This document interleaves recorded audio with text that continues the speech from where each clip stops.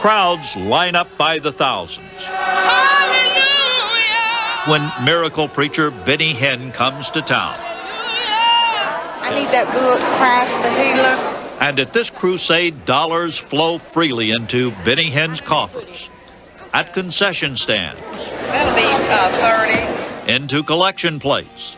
If you are writing a check, make it payable to Benny Hinn Ministries. And eventually, the money comes in through the mail.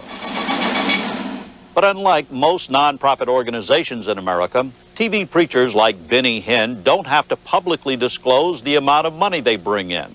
From crusades like the one here in Atlanta, from televised fundraising appeals, from the sale of mail-order merchandise. All this money is exempt from taxes and from public scrutiny. The money is managed by Hinn's self-appointed board of directors. I have never touched a cent. But their secrecy raises suspicions among critics.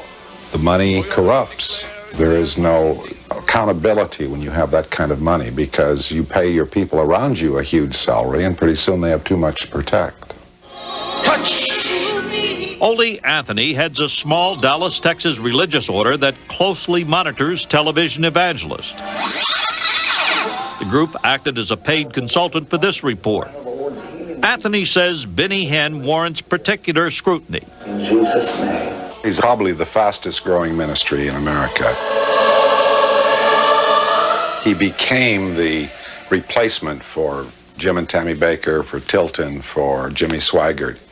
He is now the man of the hour. Touch, touch, touch. Benny Hinn says he wants to avoid the mistakes of other TV evangelists. Yet he has failed to join a voluntary watchdog group that sets standards for TV preachers, and he continues to maintain a veil of secrecy over his personal income and his spending. May I ask what your annual salary is? Well, John, you knew that that would be private, but I knew you would ask it. I can tell you this, if it wasn't for my book royalties, I'd be in debt. Impact obtained a copy of this 5-year employment contract ending in December 1995. It set Benny Hinn's salary at $250,000 a year, plus unspecified group benefits. So you're asking me if it's accurate? If it's reasonably accurate. It's close. Later, Hinn told Impact his yearly income, including royalties, was much more, between $500,000 and $1 million a year. He would not be more specific. Why are some of these people so reluctant to disclose their salaries?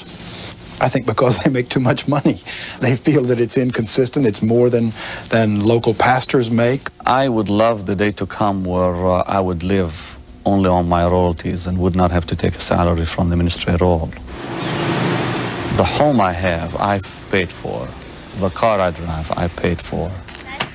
The ministry pays nothing when it comes to home and car and all that.